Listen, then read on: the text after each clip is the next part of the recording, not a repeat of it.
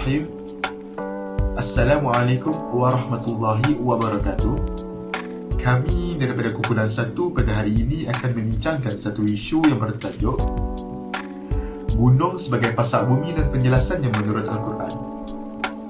Baiklah, terlebih dahulu saya akan memperkenalkan ahli kumpulan kami yang terdiri daripada 7 orang, iaitu diri saya sendiri, Muhammad Nuraman Jazli bin Jamali, Muhammad Izzuddin bin Badrul Nizam, Hasif Mirza bin Ridwan, Amira Syafiqah binti Muhammad Sukri, Hawa Aini Nabihah binti Amiruddin Fikri, Nur Ain Nazirah binti Awang, dan yang terakhir Jurin Nur Ain binti Josni. Dalam video pembentangan kali ini, kami akan menerangkan objektif serta persoalan yang timbul daripada tajuk kajian kami. Samping itu, kami akan menerangkan beberapa fakta sains yang berkaitan dengan tajuk kajian kami, serta akhir sekali rumusan yang kami perolehi daripada kajian kami ini. Gunung merupakan satu bentuk muka bumi yang lebih menonjol daripada rupa bumi yang di sekitar. Gunung ini terhasil daripada pergerakan dua gerak bumi yang bertembung antara satu sama lain. Manakala pasak pula merupakan satu baji ataupun paku yang diperbuat daripada kayu atau bahan-bahan yang lain, di mana tujuannya adalah untuk menguatkan ataupun mengetatkan sesuatu. Jadi daripada tajuk kajian kami ini telah muncul beberapa persoalan, iaitu apakah ciri-ciri fizikal gunung, dan adakah gunung-gunung ini mempunyai pergerakan tersendiri. Lalu adakah disebabkan pergerakan gunung ini maka terhasilnya benua-benua yang terbentuk sekarang. Dan akhir sekali, adakah kita boleh sinonimkan penciptaan gunung ini sama tujuannya seperti pasak, iaitu untuk menguatkan ataupun mengukuhkan permukaan bumi. Maka kami menetapkan matlamat ataupun objektif kajian kami ini adalah untuk mengenal pasti ciri-ciri fizikal gunung, serta mengenal pasti adakah gunung ini mempunyai pergerakan.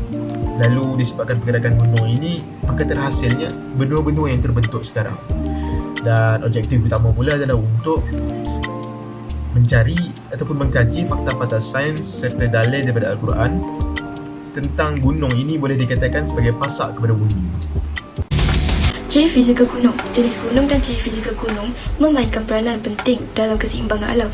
Ciri fizikal gunung juga ada disebutkan dalam Al-Quran, dalam surah Fatir, surah ke-35 ayat 27 yang bermaksud, tidakkah engkau melihat bahawa Allah menurunkan hujan dari langit, lalu kami keluarkan dengan air hujan itu buah-buahan yang berlainan jenis dan rupanya. Dan di antara gunung ganang pula ada yang mempunyai jalur serta lorong-lorong putih dan merah yang berlainan warnanya, iaitu tua dan muda, dan ada juga yang hitam legam. Menurut ayat ini, gunung ganang terdiri daripada banyak lapisan yang terbentuk semasa berlaku pelanggaran antara pelat. Menurut ilmu geologi dan geografi, gunung ganang ini terletak di lapisan litosfera. Bumi yang terdiri daripada lapisan batuan dengan ketebalan kira-kira 1200 km. Lapisan batuan yang dimaksudkan bukan sahaja lapisan batuan yang keras, malah berbentuk tanah liat, tanah hasil penyedukan lava gunung berapi, pasir, kerikil dan sebagainya. Selain itu, kerak bumi terdiri daripada gunung ganang dan tanah juga terdiri daripada beberapa mineral dan bahan kimia lain seperti besi, magnesium, kalsium, natrium dan sebagainya. Pergerakan gunung. Menurut Al-Quran dan ilmu geologi, gunung ganang memainkan peranan yang penting bagi mengawal kesejahteraan muka bumi.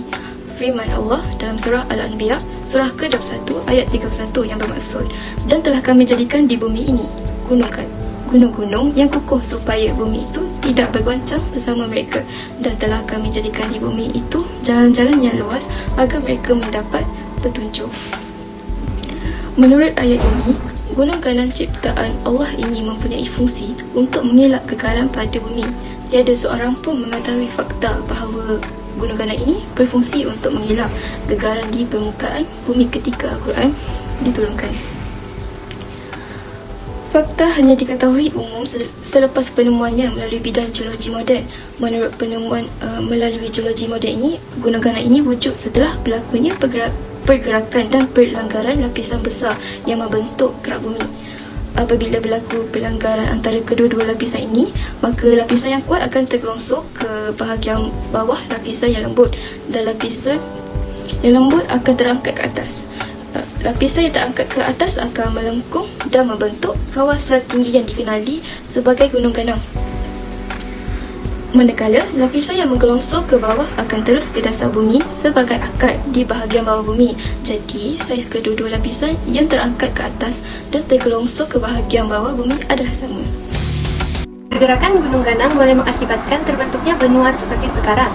Seperti yang dinyatakan sebelum ini, gunung ganang bergerak apabila terdapat pergerakan di bawah kerak bumi. Pada awal abad ke-20, seorang ilmuwan Jerman yang bernama Alfred Wegener menyatakan bahawa benua-benua pada awalnya bersambung antara satu sama lain. Namun, setelah berlakunya pergerakan gunung-gunung, maka benua-benua ini terpisah menjauhi antara satu sama lain.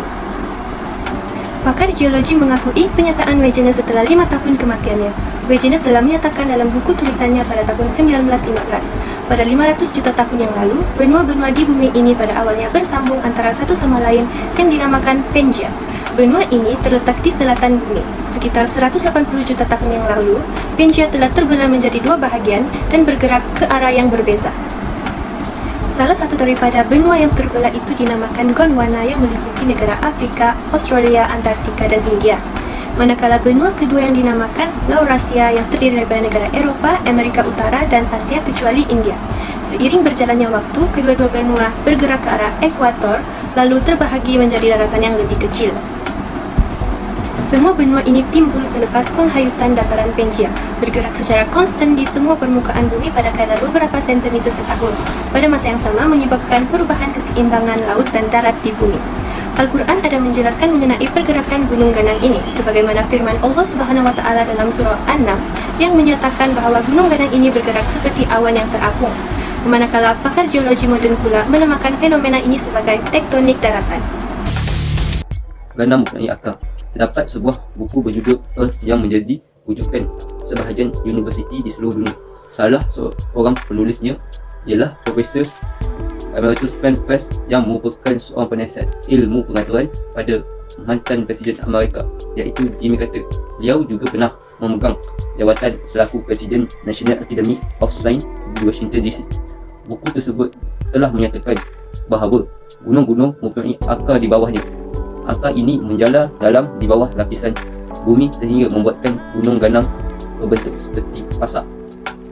Kita boleh lihat dalam surah An-Naba, surah yang ke-78 ayat 6 dan 7 yang bermaksud, bukankah kami telah menjadikan bumi sebagai hamparan dan gunung-gunung sebagai pasak. Kebenaran ayat ini telah dibuktikan dengan ilmu moden zaman kini, iaitu gunung ganang sememangnya mempunyai akar di bawah tanah di mana kedalamannya di bawah permukaan bumi mampu menandingi ketinggiannya di atas permukaan muka bumi, seperti mana yang kita lihat pada hari ini.